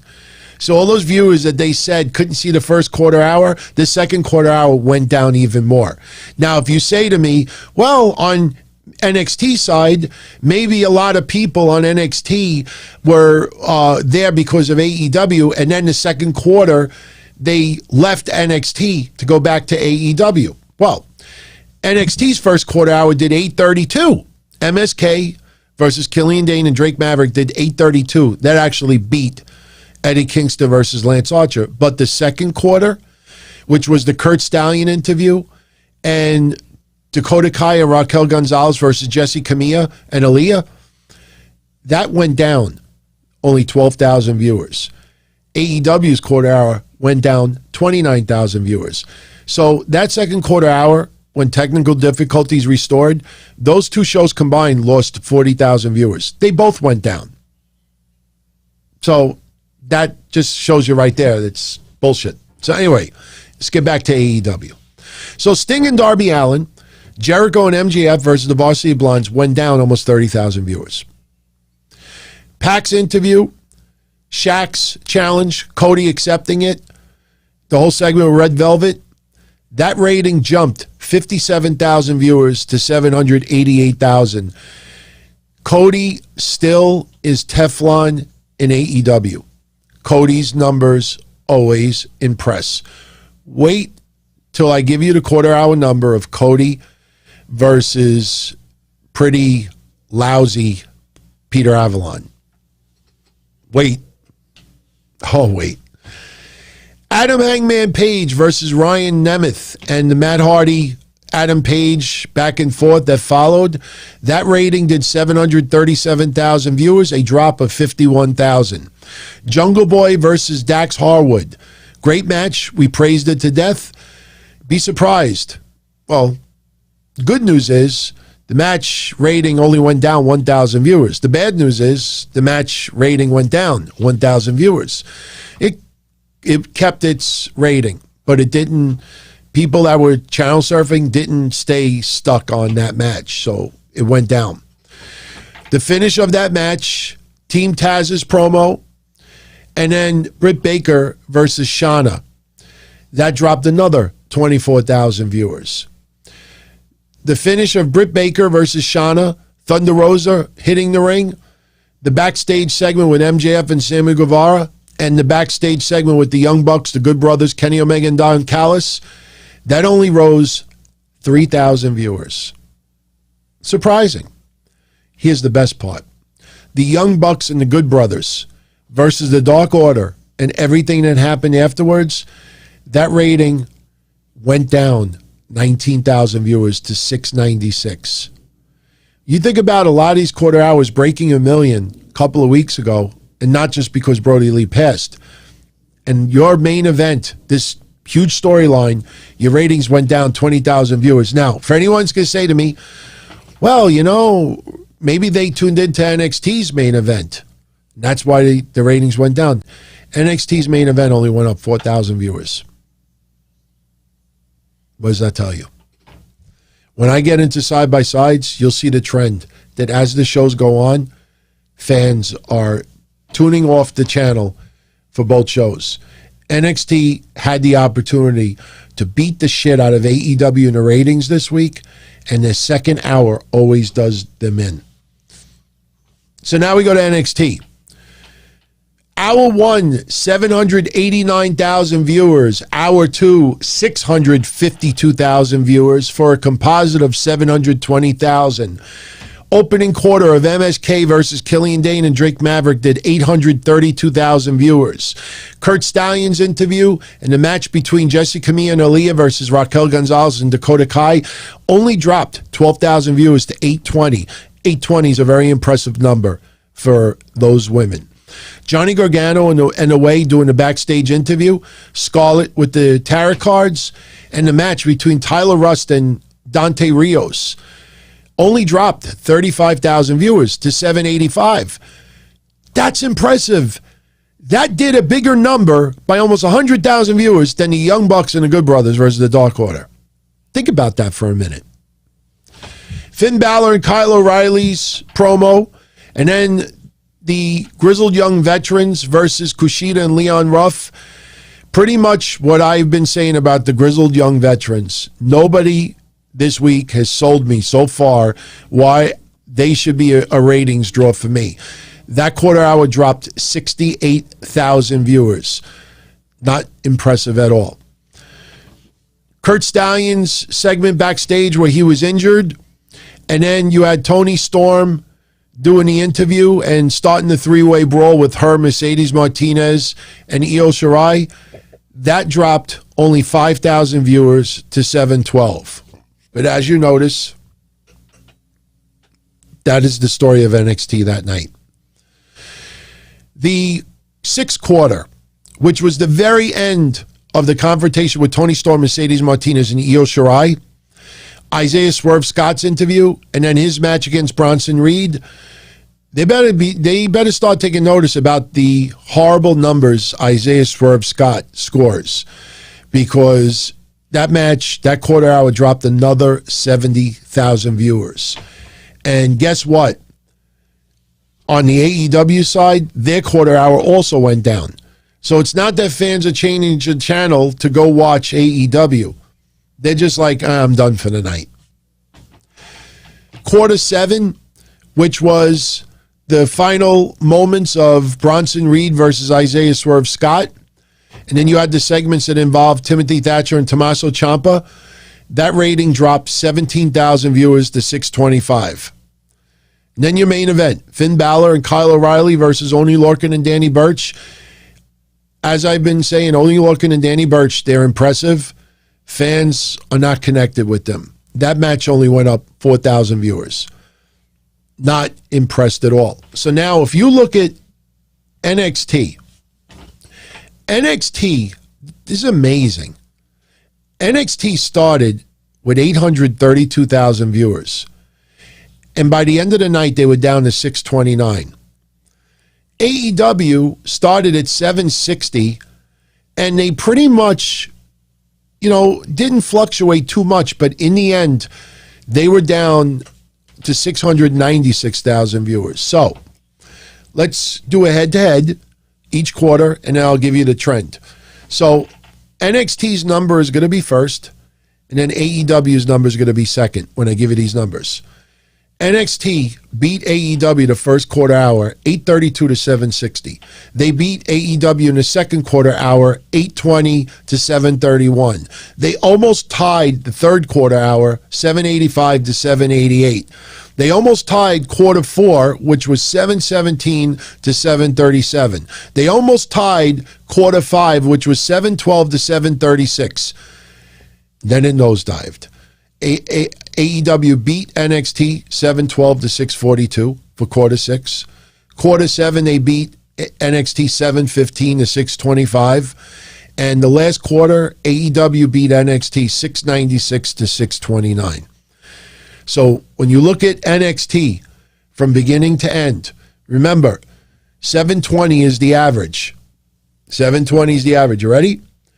832, 820, 785, 717, 712, 642, 625, 629. Every quarter went down except for the main event that only increased by 4,000 viewers. NXT starts out hot and then it just fizzles out. AEW this week, 734 is the average. 760, 731, 788, 737, 736, 712, 715, 696. So it fluctuated a little bit.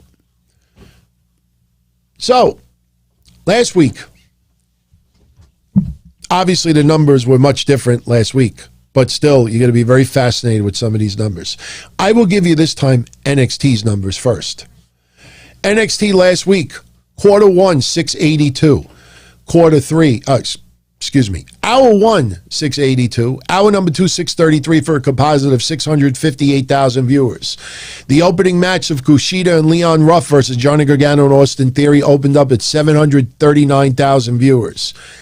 Quarter two, which was the Pete Dunne interview, the promo package, Tyler Rust and Malcolm Bivens interview, Karrion Kross versus Ashante Adonis.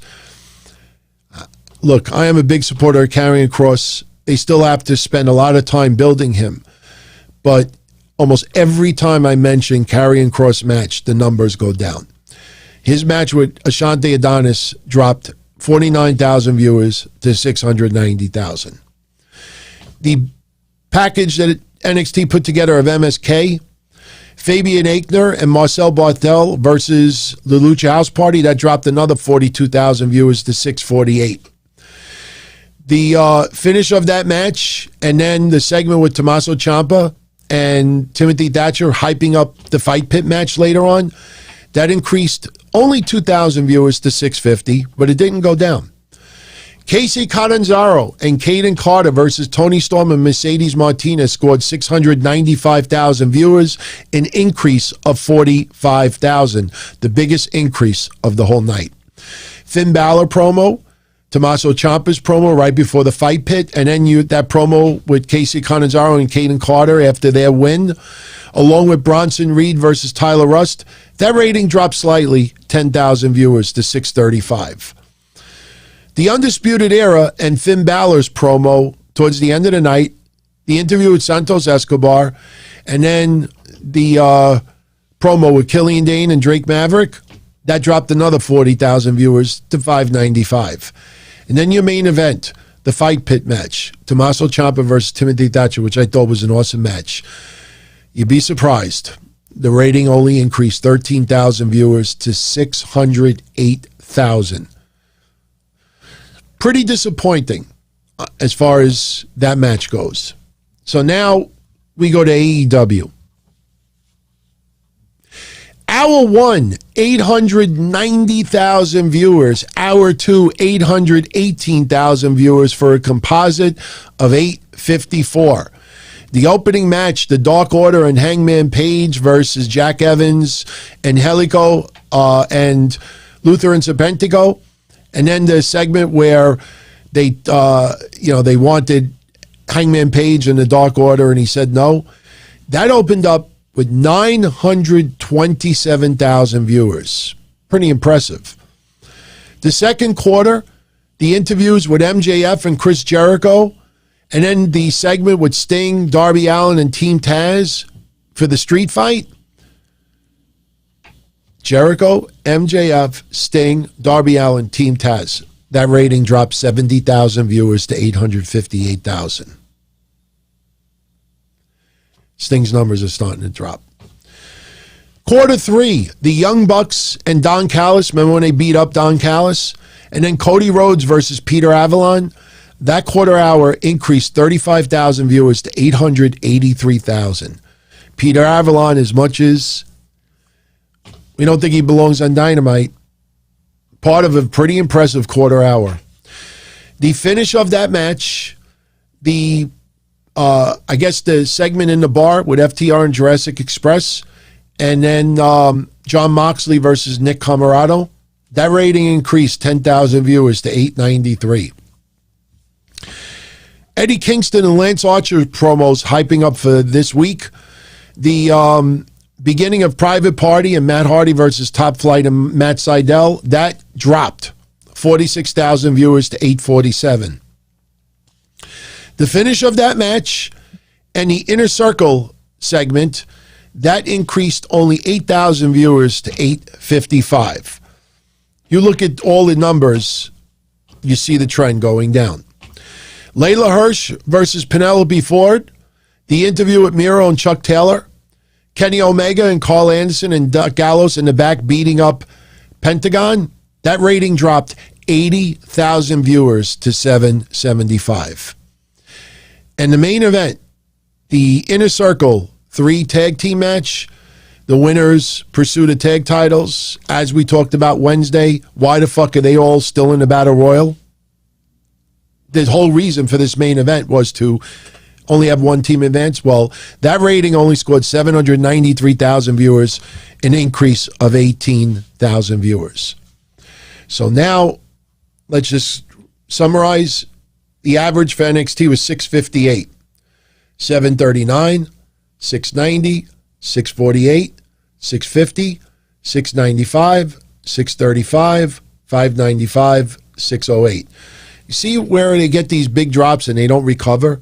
That happens with NXT a lot. AEW, 854 is the average.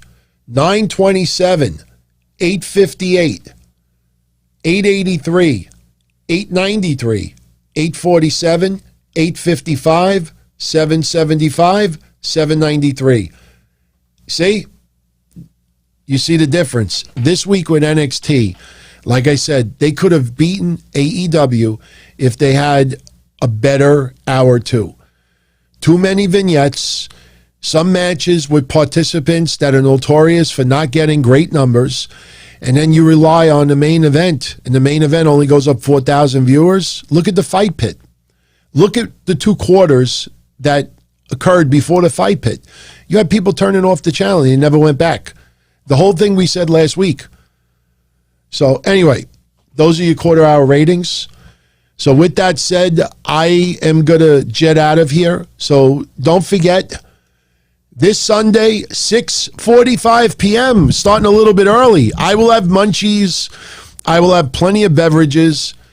And I will have a certain someone inside if I'm in need of replenishment.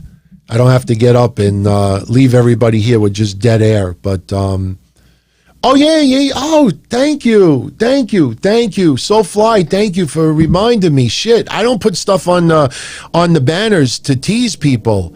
Yeah, let's talk about Coach. I feel a bit bad for the people that disconnected a little bit early, thinking I was just going to say goodnights. I don't think websites have caught on to this yet, but I'm very curious as to what happened. But somebody foolishly asked Jonathan Coachman if he would appear in the Royal Rumble. Now, I don't even know why somebody would ask a question like that, but Coach's response was very interesting. It was only one sentence, and this is what he had to say. I will never go back to the WWE. Does anybody have any idea what the hell happened? I mean, I know, they had some issues with him on commentary and they made tweaks and everything, but even the fact that Coach is now part of CBS Sports. I mean, CBS Sports, I don't think really has any big deal with WWE in any way, shape, or form. No, David, I know he's been in a Rumble before, but he's not a character on WWE programming anymore. Like, I don't think anybody in their wildest dreams would want to see Jonathan Coachman in the Royal Rumble. I don't even think Jonathan Coachman would want to be in the Royal Rumble, even if he was on the best of terms with WWE and got a huge payday out of it. Like, you got 10 spots to fill. You want to see Cena. You want to see The Fiend. You want to see this person, this person. You found out Braun Strowman tonight and this and that. But it's not even the Royal Rumble part of it. It's the fact that he gave back this response. I will never go back to the WWE.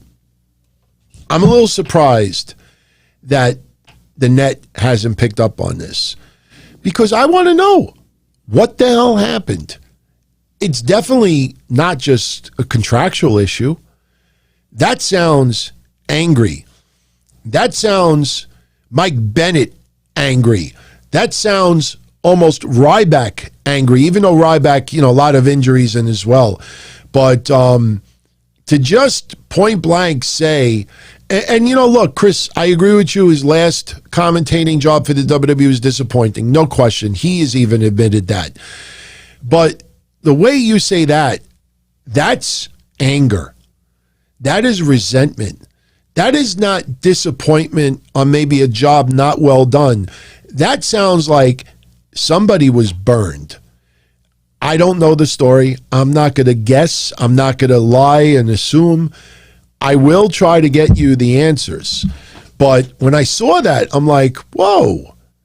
Like, Coach once in a while making an appearance is a good thing. I always enjoyed his little appearances.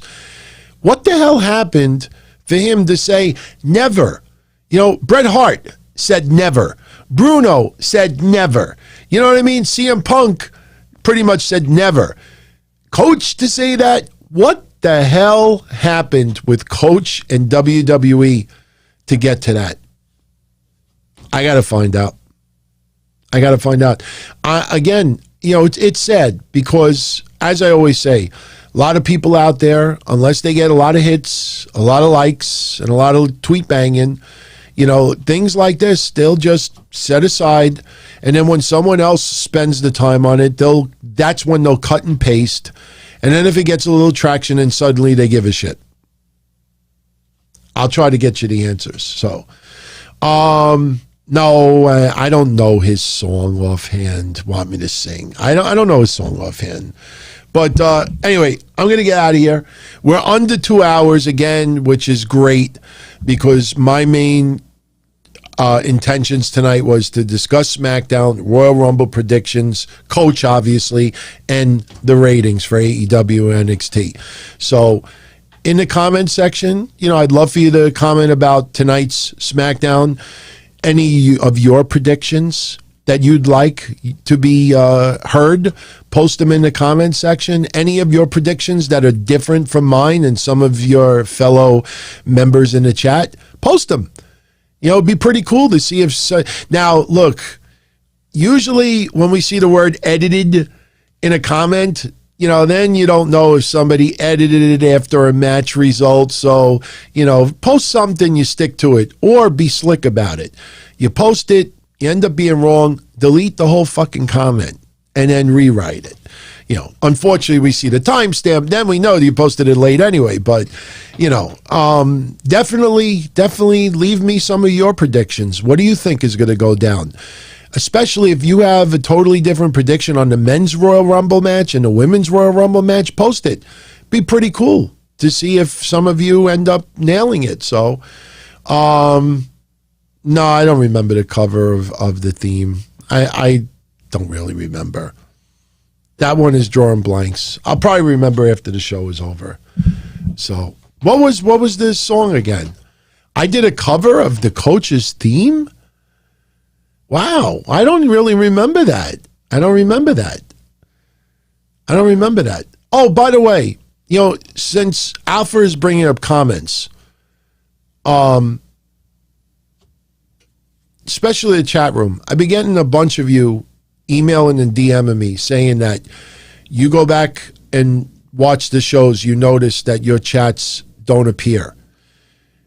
There is a setting when you watch the video back, in the top right-hand corner, right above the chat transcript, there is a setting. It says top chat replay and live chat replay. I think by default, top chat replay normally is the setting, and you have to change that setting. Because I had a few people early on tell me, look, my chat's not showing up, and I watched it back. I'm like, hey, he's right. And then I saw the top chat, and when I changed it to live, boom, it was there. Yeah, Anthony, I don't remember doing the cover of the Coach's theme. I have to go back and look at my, audio archives. So, but if I find, well, no, top chat replay doesn't show everything. That's my point. A lot of people have the setting on top chat replay, so it doesn't show every comment that's posted. Especially if you have the top chat replay setting, and then if I have everybody's chat visible on the screen and you look at them side by side, they don't sync up, because my setting where I have it on the screen is everybody's chat. So Sunday, like I said, when you see this banner right here, that left side where you see all the wrestlers and where it says watch along, that whole side is going to be chat room for most of the night. I'm going to have the chat on the screen, and I'm going to use the full chat replay, not just the top chat. So, I'll make sure that that's the setting that's on there. This way, everybody's comments, because like I said, it's not just going to be me reacting to this stuff. It's going to be you as well. So we'll have a lot of fun. We always have fun. You know that. So anyway, with that said, I'm going to get out of here. If you enjoyed today's show, like I said, on the way out, if you could hit that like button, give it a thumbs up. That tells YouTube you recommend the show, which they in turn will recommend it to others, which is always a cool thing. And special shout out to everybody who is fairly new to the show. I love hearing that, especially doing this for that many years, to have people still say, hey, I just found out about your show. And I'm like, wow, I'm around since 97. You didn't know? So, and that's actually a good thing, because people that have heard of my shows from yesteryear, I usually get the same, phrase back. Oh, that guy's an asshole. He's a racist. He's this, he's that, he's this. And they don't know what they're talking about. So, but anyway, oh yeah, Darren, 4 thumbs down. It's the usual suspects, man. Couple of podcasters out there that are extremely angry that I am here doing what we do, but it's all good, man. Like I said, we block that noise out. Don't bring it up anymore. That was one of my vows for you. That was a New Year's, not, resolution. That was an obligation. I don't do New Year's resolutions. I do New Year's obligations. It is my obligation to just keep that noise out. And if people are that bitter, and I don't even want to say jealousy. If anybody's jealous of what I do, that's pretty sad, because, I'm not impressed at what I do. But I love hanging out with all of you. I love chatting with you all. I mean, everybody's got a different, style and a different viewpoint as far as what you like and don't like. And some of you are crazy-ass mofos, man. So I just try to politely say, when I say the cast of chat room characters, and I poke a little humor on there, take that as a compliment, because I love the diverse personalities. I look at some of the names over here, and I don't know what you guys look like. I don't know anything other than the chat rooms, but some of you are just like characters. So when I talk to Mish off the show, he's like, hey, what about Ken Terminator by TQ and Sam and Darren and this and Guardian Chaos? I know what he looks like, but there's so many of you out there. And I run up a bad tree, because I start naming names, and then someone will say to me, how come you didn't mention my name? You got Jay Carlos and Papo Jr. and Soulfly and Austin and Austin. So, no, Vince will not be in the Royal Rumble. I'd love to see Shane in the Royal Rumble. What do you all think about Shane being in the Royal Rumble? I wouldn't mind seeing Shane McMahon in the Royal Rumble. What about Amos? Think he should be in the Royal Rumble? There's 2 names I didn't think about before. So, we'll see what happens. Raven won't be in the Royal Rumble. So, anyway, I'm going to get out of here. Much love, everybody, as always. And, if you're around Sunday, join me, 6:45 p.m. Eastern. Even if you can't make it that early, I know a lot of you are just going to want to sit and lounge out, maybe eat, drink, or whatever. But, if you have your computer on, stop by for a little while. Let us know what you think about the show. And, we'll do a little bit of live reaction. And the show will continue until the pay-per-view goes off the air. So it'll be a lot of fun. First time we're ever doing a watch-along. But like I said, I've watched Wrestling Days in the past, and I've watched a few people. I've watched some of the WWE watch-alongs. And, yes, they have many different people in the same room watching it, but some people who do the solo and they have the chat going as well, they do a pretty damn good job.